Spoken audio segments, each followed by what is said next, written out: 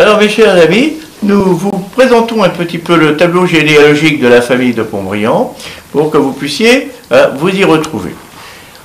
Notre nom de Pontbriand n'a pas toujours été celui qui a été employé, c'est un nom récent et autrefois notre famille s'appelait simplement Dubreuil. Cette famille Dubreuil est installée en Bretagne, le premier représentant connu est Rodolphe Dubreuil qui vivait aux alentours de 1121, ce qui est donc tout à fait ancien. Et son nom était peut-être aussi celui de Meillac.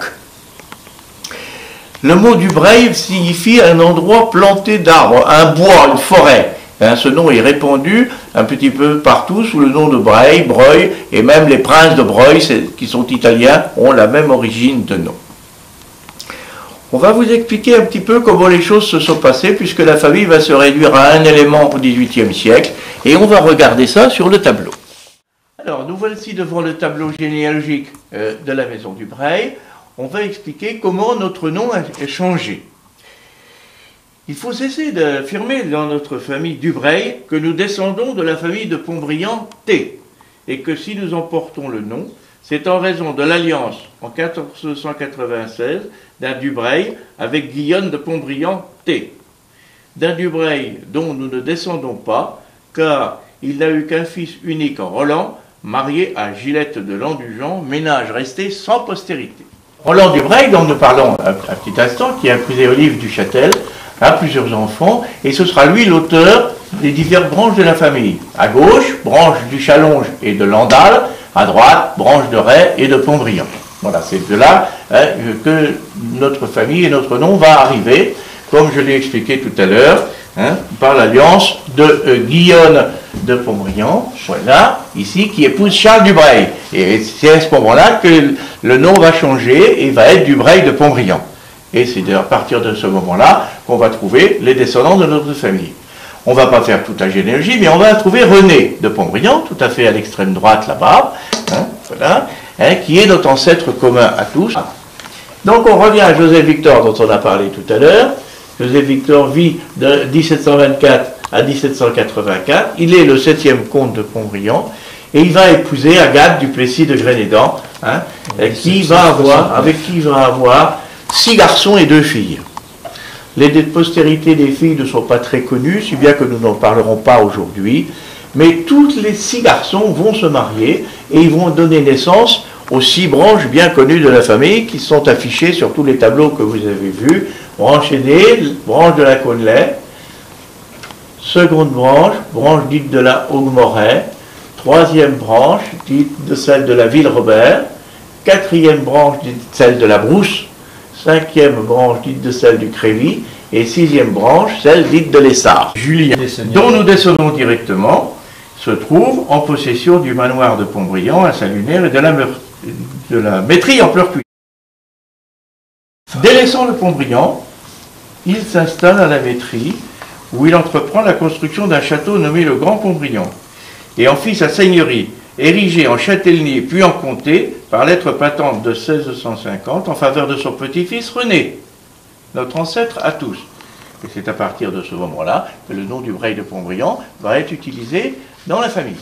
Alors mon cher Olivier, ce qui serait intéressant, c'est que tu nous parles de chacune des branches de notre grande famille, ainsi que des représentants actuels et des propriétés qu'ils habitent, pour que chacun puisse savoir où se situent les représentants de notre famille. Peux-tu nous parler de la branche de la Cônelais pour commencer? Eh bien, il faut commencer par la branche de la Cônelais, puisque c'est la branche aînée de la famille. Le château de la Cônelais, qui est situé à Planquette, est une propriété qui vient de la famille Thomas de la Cônelais et se transmet après, de génération en génération, de Joseph Victor jusqu'à nos jours. Actuellement, les représentants de cette branche de la famille, qui sont très nombreux et beaucoup présents ce soir autour de nous, eh bien, on peut les nommer. D'abord, Henri Paul, qui habite la propriété de la Cônelais, et puis les autres branches cadettes de la famille ont repris d'autres propriétés qui sont autour et annexes, comme par exemple le Feu à Juvigné, et puis aussi, je ne sais plus les noms. Monterfil. Oui, Monterfil pour la branche de ce qu'on appelle les Yves. Voilà. Et c'est Michel de Pontbriand qui est là aujourd'hui, qui est la représentante principale de cette branche. Très bien. Pour la seconde branche, qui s'appelle la branche de la Hogue-Moret, Oui. il y a une histoire également. La Hogue-Moret est une propriété qui rentre dans la famille de Pontbriand par le mariage du second fils de Joseph Victor avec mademoiselle de la Vigne de la Hogue-Moret. Mais très vite, ils vont avoir peu d'enfants à suivre. Il restera Judith, Judith qui va épouser le comte d'Aubert et qui aura plusieurs enfants. Mais ces enfants-là donneront naissance à toute une famille d'Aubert. Les représentés aujourd'hui, ce sont nos cousins. Et on peut dire que cette branche du côté Pontbriand est éteinte aujourd'hui. Nous avons ensuite la branche de la Ville-Robert, qui est une branche célèbre et de très grande dimension, dans laquelle il y a certainement beaucoup de points de repère. Peux-tu nous les donner? La branche de la Ville-Robert est sans doute la branche la plus nombreuse de la famille aujourd'hui. On va parler un petit peu de son auteur, qui est le troisième fils de Joseph Victor, mais surtout, il faut en parler d'une façon militaire.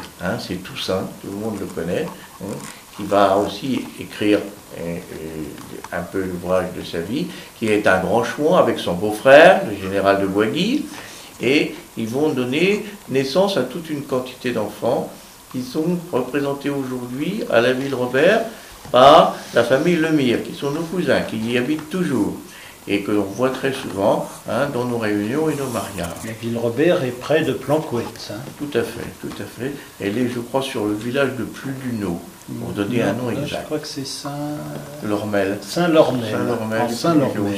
Oui. Regroupé tout ça maintenant.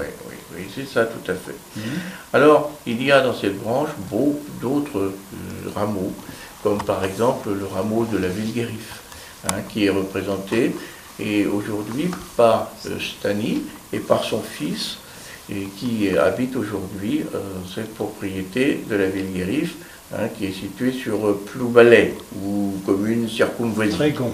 Trégon, voilà, pour Trégon. En face de Saint-Jacques. Oui, voilà, c'est là qu'est cette branche de la famille. Autre rameau de la famille, c'est le rameau du Bignon, alors qui vient de la famille de Bonchamp. C'est dans la branche de l'oncle Dominique, qu'on regrette beaucoup de ne pas avoir avec nous aujourd'hui. Et c'est situé à Saint-Laurent-des-Mortiers en Mayenne, et ça va être repris un jour venant par ses enfants.